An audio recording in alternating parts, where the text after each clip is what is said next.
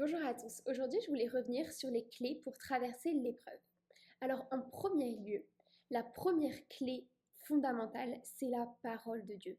Parce que cette parole nous donne les clés de notre autorité. Lorsque Jésus meurt sur la croix, c'est comme s'il vient reprendre les clés de l'autorité qu'avaient perdu Ève et Adam au moment du péché originel pour nous les redonner.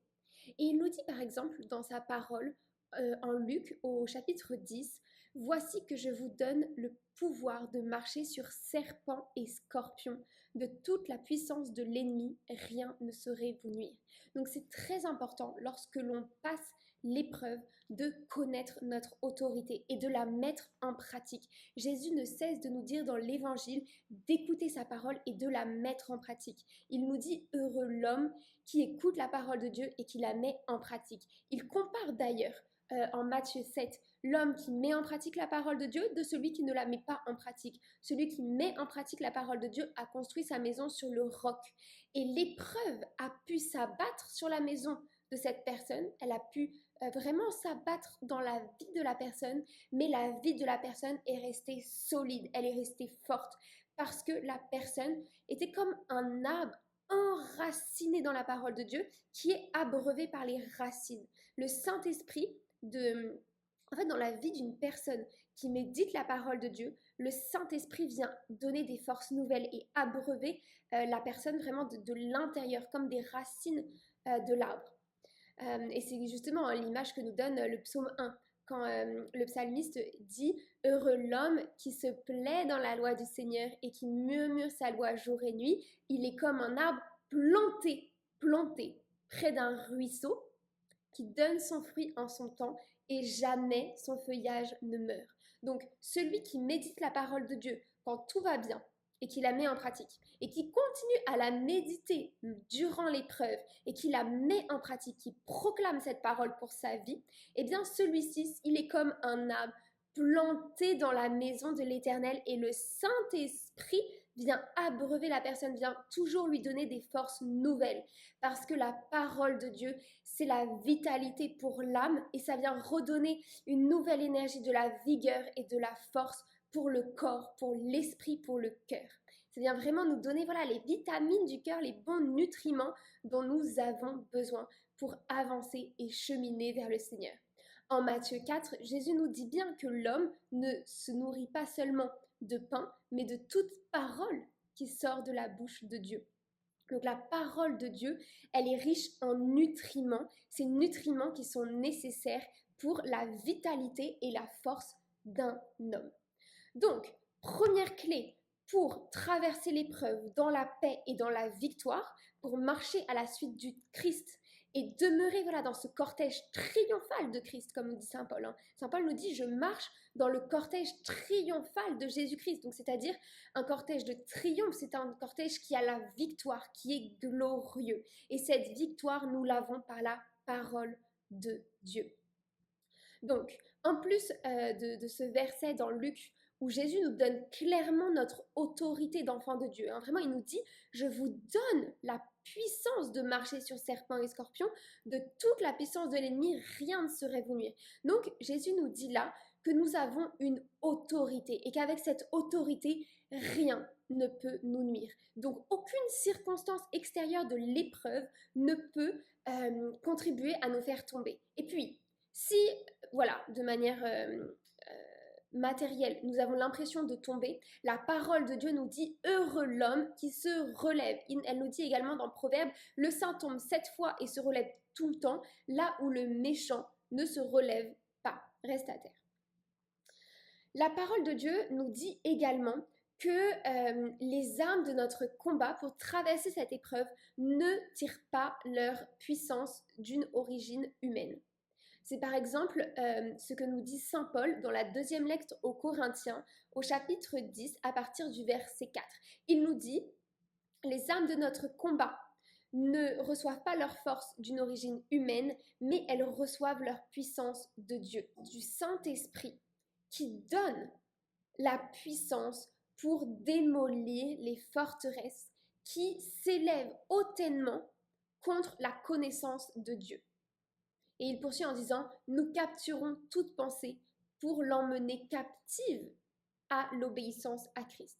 Là, il montre bien qu'il n'avance pas par la sagesse humaine, mais qu'il obtient la force de Dieu et de Dieu seul. Et que Dieu donne une force qui vient abaisser les collines.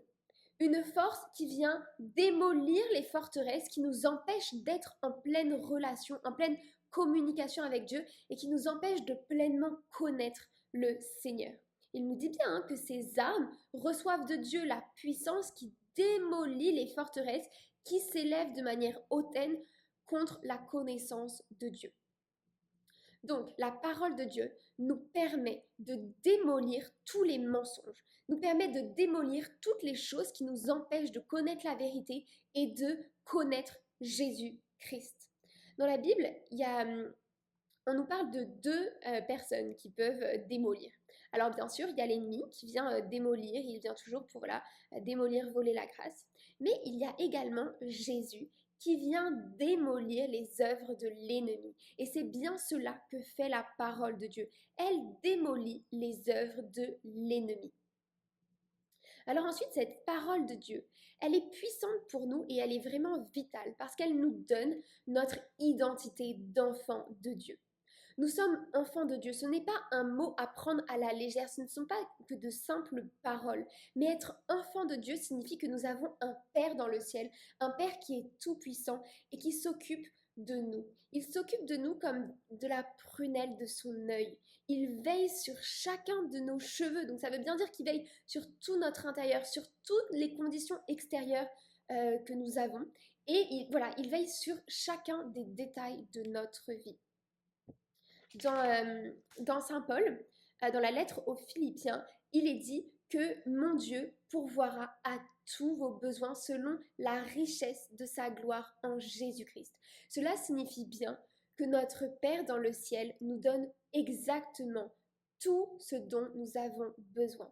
Alors parfois on lui demande, on se dit voilà, c'est vrai, demandez, il vous sera donné. Donc on fait bien de demander pour certaines choses. Mais en fait, même si on ne demande pas, Dieu pourvoit à tous nos besoins. Alors je vous invite quand même à demander à Dieu ce dont vous avez besoin. Mais il faut savoir que comme on est son enfant, eh bien Dieu nous nourrit comme un père nourrit son enfant. Dieu nous donne des vêtements, Dieu nous donne le logement dont nous avons besoin, Dieu nous donne les personnes dont nous avons besoin. Vraiment, Dieu s'occupe de nous. La seule chose qu'on a à faire en fait, c'est de tourner notre regard vers lui, c'est de nous occuper de lui. Parce qu'en fait, si on s'occupe que de nos petits problèmes, quelque part, ça érige des forteresses qui empêchent Dieu d'agir directement pour nous. Là où lorsque nous nous occupons entièrement de Dieu, eh bien Dieu s'occupe de tout ce qui nous concerne. J'aimerais poursuivre avec la première lettre aux Corinthiens, au chapitre 1, verset 7. Saint Paul écrit « Aucun don de grâce ne vous manque à vous qui attendez que se révèle Jésus-Christ. » Donc, les enfants de Dieu attendent que se révèle pleinement en gloire Jésus-Christ. On attend tous le retour de Jésus.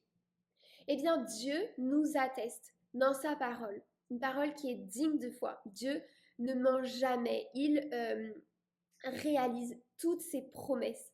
Et sa promesse, c'est que aucun don de grâce, aucune grâce ne va nous manquer à nous qui sommes les enfants de Dieu. La parole de Dieu nous dit également que nous sommes les héritiers de Dieu. Nous sommes co-héritiers avec le Christ.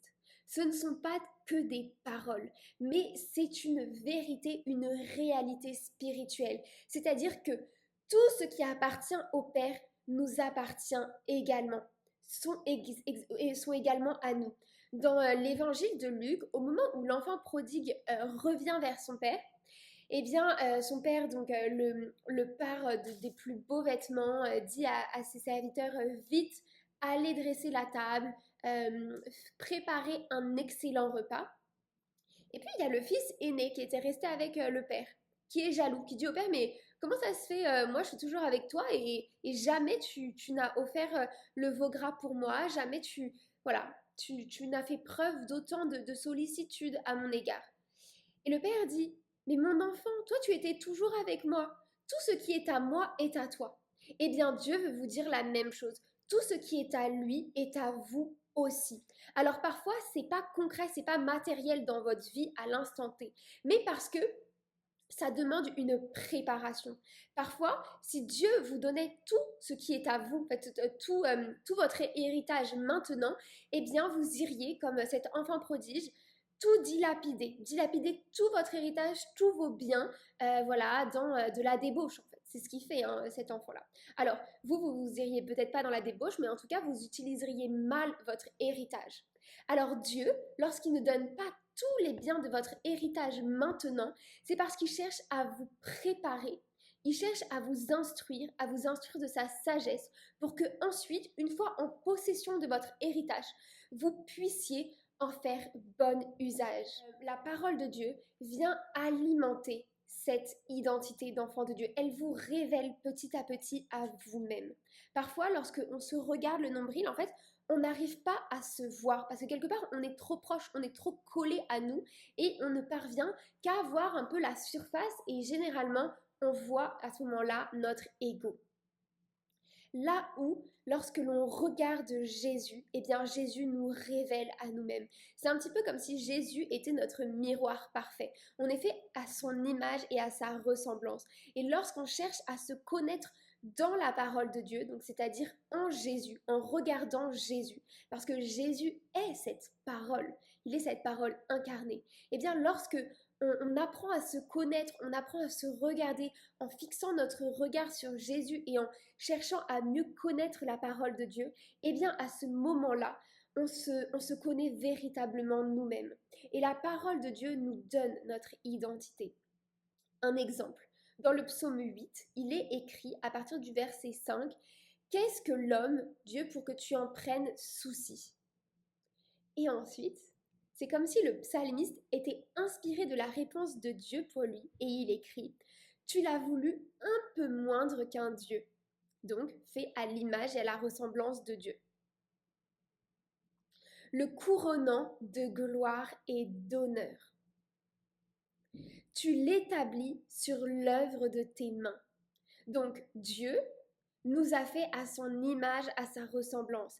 Là où Dieu règne dans le ciel, Dieu nous établit sur l'œuvre de ses mains. Donc en fait, il nous établit pour que nous puissions régner sur la terre, que nous puissions exercer notre autorité et pour que nous puissions faire maintenir l'ordre, l'harmonie que Dieu avait insufflé dans la création au moment de sa création. Et puis, il poursuit en disant « Tu mets toutes choses à ses pieds ». Et c'est exact au début de la Genèse, dans le chapitre 1, lorsque Dieu crée l'homme, à la fin, après avoir créé les animaux, la nature, etc., eh bien, il dit, voilà, je t'établis sur l'œuvre de ma création et tu seras le maître des poissons de la mer, tu seras le maître des animaux, tu les gouverneras. Alors Dieu, effectivement, après avoir créé le monde dans la Genèse, eh bien, il établit l'homme sur l'œuvre de ses mains et il lui dit d'être le dominateur, mais au sens de, en fait, de pouvoir gouverner sur la terre afin de faire maintenir l'équilibre, l'harmonie, la paix et l'amour que Dieu avait mis dans le monde et avec lequel Dieu avait fait le monde. Parce que Dieu n'a pas fait le monde de manière chaotique. Dans la Genèse, on voit bien en fait que lorsque Dieu, donc, il crée la lumière, eh bien, il va séparer la lumière des ténèbres. Puis ensuite, il crée le firmament, en fait, il sépare les eaux de la terre ferme. Donc en fait, on voit bien dès la Genèse que l'œuvre de Dieu est une œuvre d'ordre et d'harmonie.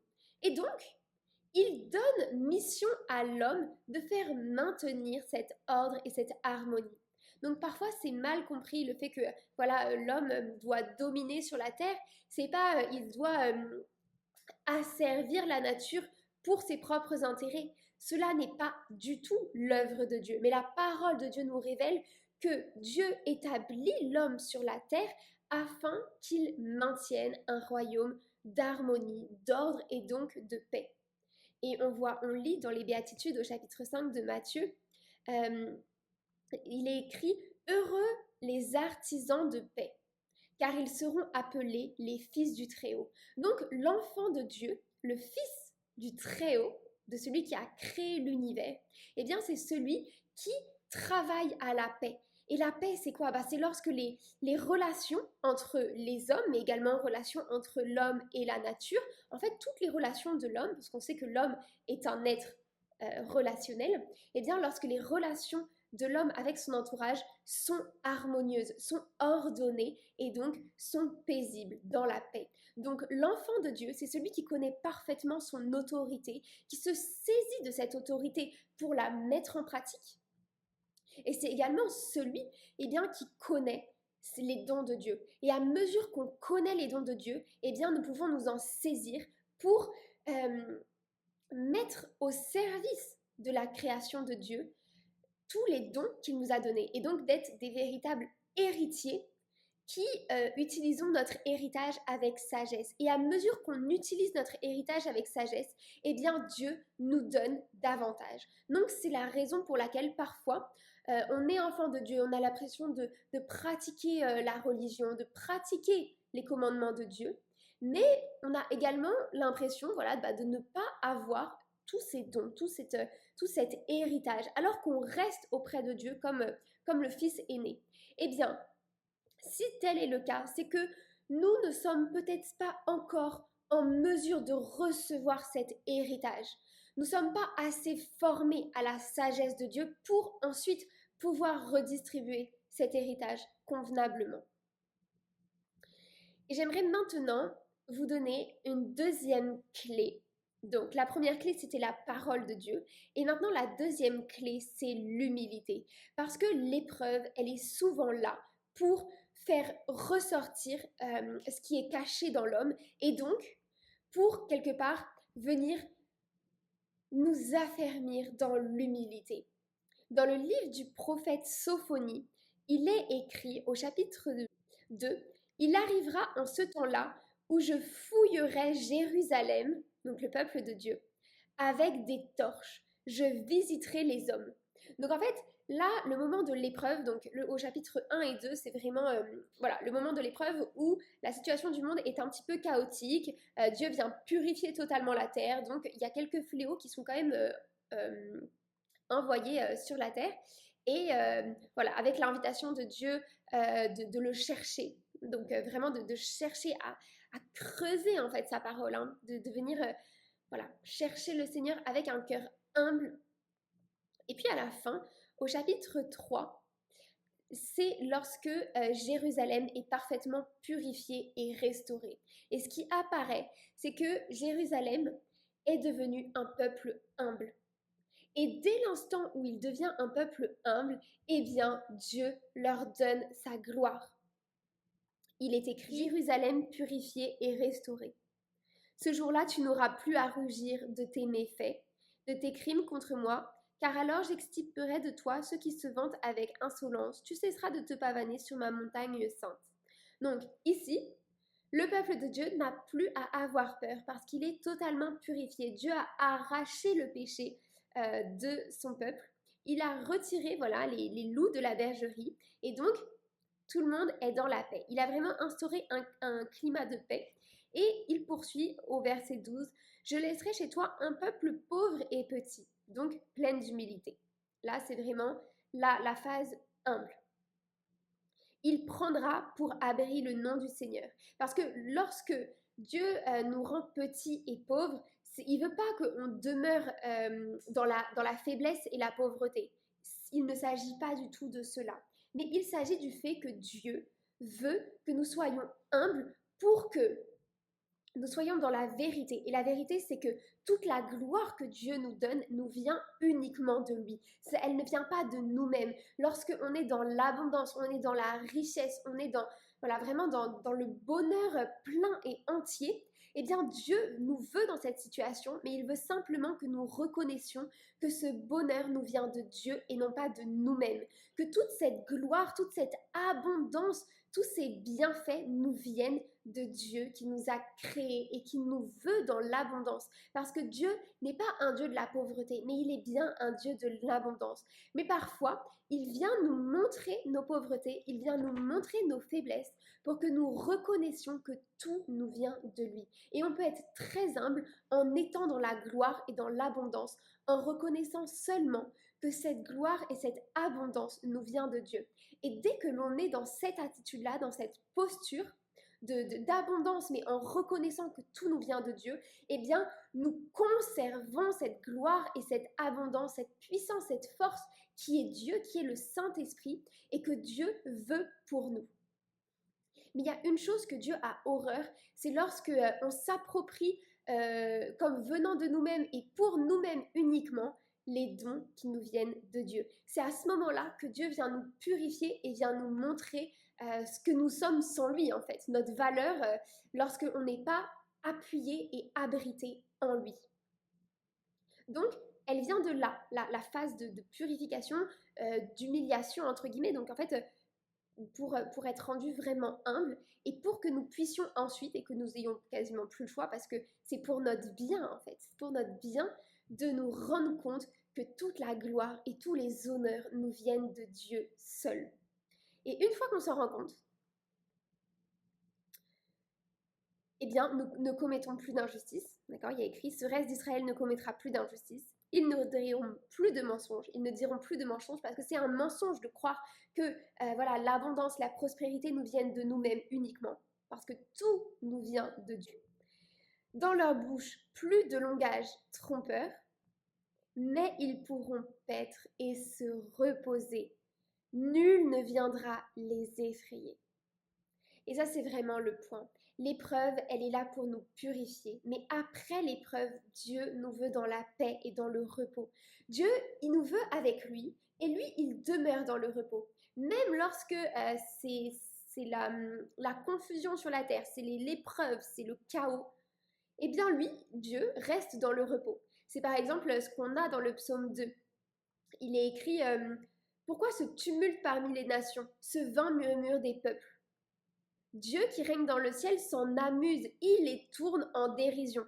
Donc c'est bien la situation d'épreuves parfois pour l'enfant de Dieu, où on est tout, oh là là, ça va dans tous les sens, on est dans la confusion, on comprend rien, alors on dit de vaines paroles, on dit n'importe quoi, enfin, on cherche à avoir du sens, mais si on se fie à nos sens, à nos perceptions en fait de l'extérieur, eh bien on n'arrive pas à produire des discours vrais, et donc on dit quelque part des mensonges, et à ce moment-là, Dieu, lui, il demeure dans son repos, il nous appelle à son repos, on est appelé de toute éternité à demeurer dans sa gloire, à demeurer dans son repos. Mais à ce moment-là, eh bien, voilà, souvent, si on ne connaît pas la parole de Dieu, si on ne connaît pas la vérité et les desseins de Dieu, on peut aller dans un vain murmure des peuples. Non, voilà, c'est vaine parole. Là où celui qui connaît son identité en Jésus, qui connaît son identité d'enfant de Dieu, qui sait que Dieu veille toujours sur lui, qui connaît son autorité, qui sait que s'il dit à la montagne, ôte-toi de là, déracine-toi et va te planter dans la mer, la montagne lui obéira, comme nous le dit Jésus dans l'Évangile. Eh bien, celui qui connaît son autorité reste dans une position d'autorité, de repos. Il est en Jésus, à la droite du Père. Et à ce moment-là, eh bien, on passe comme une fusée là dans un petit passage qui était un peu étroit. Et puis, tout se passe bien. C'est qu'après l'épreuve, c'est vraiment la volonté de Dieu que nous soyons sur un vert pâturage. Le psaume 23 nous dit que le Seigneur est notre berger et il nous conduit dans de verts pâturages. Dieu veut la paix pour nous, Dieu veut le repos pour nous. Il ne veut pas l'épreuve toute la vie pour nous. L'épreuve, c'est un petit passage pour ensuite une grosse gloire, un gros moment de gloire. Et voilà, l'épreuve, on peut aussi la comparer vraiment au moment, en fait, c'est peut être un peu les douleurs de l'enfantement. C'est-à-dire le bébé, pour qu'il vienne au monde, il doit passer par un passage extrêmement étroit avant de rentrer dans la vie. Et donc, voilà, de profiter de la lumière de la vie, là où il était un peu dans les ténèbres, dans le ventre de sa maman. Enfin, vraiment. Et l'épreuve, c'est un petit peu ça. C'est comme dans Matthieu 7, lorsque Jésus dit « Efforcez-vous de rentrer par la porte étroite ». Eh bien, en fait, parfois, pour jouir de tous les bienfaits du royaume de Dieu, nous avons besoin de passer par cette petite porte étroite qui est délicate, difficile, qui nous met dans un inconfort, mais c'est un passage et un passage qui est court comparé à l'éternité de délices dont va nous faire jouir Dieu et que Dieu veut commencer à nous donner dès ici-bas. Mais il a besoin, voilà, que nous soyons préparés, que nous soyons fortifiés pour recevoir le grand trésor qu'il va mettre dans le vase d'argile une fois sorti du four, donc de l'épreuve. Et je veux vraiment dire que le chrétien qui sort de l'épreuve ressort plus pur que l'or. J'aimerais vous partager le proverbe 15, verset 33, qui nous dit que l'humilité précède la gloire. Et ce proverbe souligne en fait que l'enseignement de Dieu, ce qui vient vraiment de la sagesse de Dieu, cette sagesse qui est très profonde, nous dit Saint Paul, eh bien c'est de comprendre qu'avant les honneurs, il y a l'humilité. Si je reviens dans le livre du prophète Sophonie, il est écrit juste après « Pousse des cris de joie, fille de Sion, éclate en ovation, Israël, réjouis-toi de tout ton cœur, bondis de joie, fille de Jérusalem. Le Seigneur a levé les sentences qui pesaient sur toi, il a écarté tes ennemis. Le roi d'Israël, le Seigneur est en toi, tu n'as plus à craindre le malheur. Ce jour-là, on dira à Jérusalem, réjouis-toi, Sion, ne crains pas, Sion, ne laisse pas tes mains défaillir. Le Seigneur, ton Dieu, est en toi. C'est lui, le héros, qui apporte le salut. Il aura en toi sa joie et son allégresse. Il te renouvellera par son amour. Il exultera pour toi. Il se réjouira comme au jour de fête, etc. Et ça continue jusqu'à la fin du chapitre. Donc, c'est vraiment pour vous donner la preuve que, voilà, l'épreuve, c'est vraiment ce passage qui nous appelle à être humbles, qui est là pour que nous ayons vraiment conscience de ce qu'on est sans Dieu et pour que toute notre force nous vienne de Dieu, pour que nous nous appuyions sur Dieu de toute notre force, de tout notre cœur, qu'il soit véritable notre appui et que par lui, comme nous dit la lettre aux Philippiens, nous puissions tout faire. C'est vraiment par Dieu que nous pouvons tout mener, que nous pouvons vraiment tout effectuer. Le troisième tips pour traverser l'épreuve dans la gloire, dans le cortège triomphal de Jésus-Christ, eh bien, c'est de constamment rendre grâce à Dieu. Alors, pendant l'épreuve, parfois, on n'a pas forcément de raison de rendre grâce parce qu'on ne les voit pas, comme on est comme dans un tunnel tout noir. À ce moment-là, on peut essayer de faire mémoire de toutes les grâces que Dieu nous a données dans le passé. Parce que si on vit l'épreuve aujourd'hui, c'est que dans le passé, Dieu nous avait déjà donné de contempler sa gloire, de contempler vraiment les merveilles qui venaient de lui et donc que nous avons reçu beaucoup de grâces venant de lui. Et donc, le moment de l'épreuve, c'est le moment du tunnel un petit peu noir là, ce passage, mais c'est le moment aussi où on peut se remémorer les moments où nous avons pu voir la gloire de Dieu, comme lors de la transfiguration. Les disciples ne sont pas restés sur la haute montagne. Jésus leur a dit, et maintenant on doit descendre. Là où Pierre s'écriait, Maître, il est bon que nous soyons ici, plantons 3 tentes. Donc en fait, Pierre, concrètement, il voulait s'établir sur la montagne. Il ne voulait plus du tout quitter la vision glorieuse de Jésus. Et pourtant, Jésus les fait descendre de la montagne pour qu'ensuite ils puissent témoigner aux autres. Et donc, vraiment, le passage de la descente, c'est un peu le tunnel noir, quoi. C'est douloureux de contempler la gloire de Dieu, puis ensuite d'être confronté au noir, en fait. On ne voit plus Dieu. À ce moment-là, eh bien, on peut se remémorer. Et parfois, quand on se remémore des grâces, eh bien, elles reviennent. C'est vraiment, ça rejaillit et on a l'impression de les revivre. Et c'est pourquoi j'invite souvent les personnes à construire des petits mémorials de la gloire de Dieu. Parce que sinon, on oublie.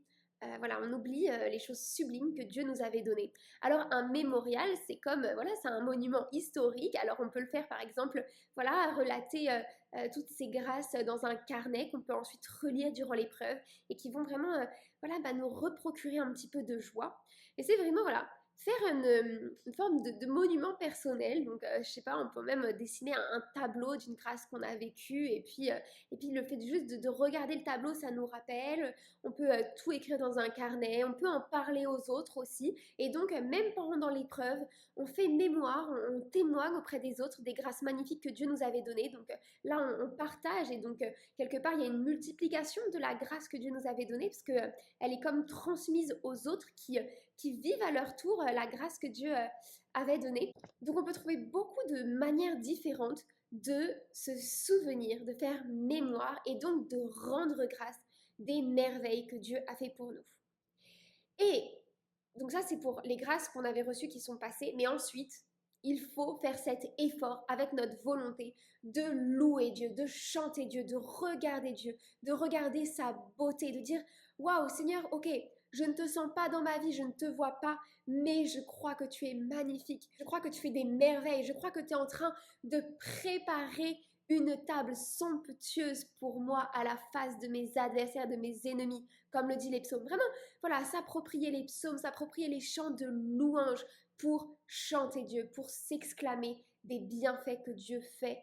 Et même, on peut aussi s'exclamer pour voilà les bienfaits que Dieu fait dans la vie de nos amis, de notre famille, des autres qu'on ne connaît pas forcément. Mais vraiment chercher à louer Dieu. Parce que la louange abat les forteresses, parce que la louange détruit les Goliaths, parce que la louange, nous dit le psaume 8 au verset 3, est un rempart qui est dressé tout autour de nous. Psaume 8, verset 3, « Jusqu'aux cieux, ta splendeur est chantée par la bouche des enfants, des tout-petits.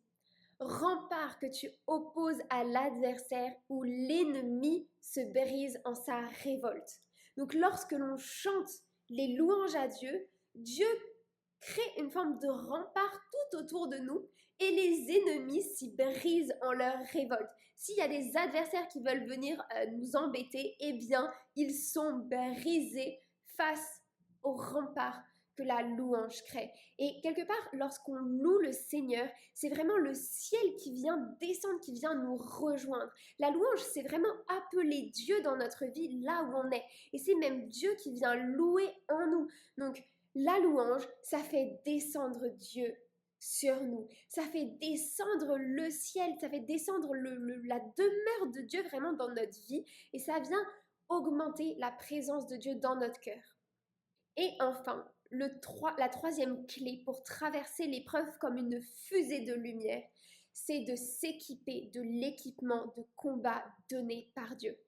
Dans la lettre aux Éphésiens, au chapitre 6, Saint Paul nous dit « Enfin, puisez votre énergie dans le Seigneur et la vigueur de sa force. » Donc, première invitation de Paul, c'est de vraiment chercher notre énergie, la puiser, vraiment comme on va puiser l'eau au puits, et bien vraiment puiser dans le Seigneur notre énergie, notre force, notre vitalité, notre esprit vraiment qui soit régénéré par le Saint-Esprit. Et même aller puiser dans le Seigneur vraiment tout ce dont nous avons besoin. À la croix, Jésus nous a acquis tous les dons dont nous avons besoin et aucun de ces dons ne va nous manquer. Il poursuit, revêtez l'équipement de combat donné par Dieu, afin de pouvoir tenir contre les manœuvres du diable. Donc ici, Saint Paul nous invite à revêtir l'armure de combat donnée par Dieu pour traverser l'épreuve, traverser des périodes de tentation, sans succomber à la tentation et sans être abîmé, mais en restant pleinement ancré dans le Seigneur et pleinement protégé par toutes les astuces que Dieu nous donne. Alors, pour aller étudier chacune des armes que Dieu nous donne, eh bien, je vous renvoie à une autre vidéo qui vient étudier ce passage d'Éphésiens 6 en détail, en expliquant la portée et la largeur de cet équipement qui est donné par Dieu.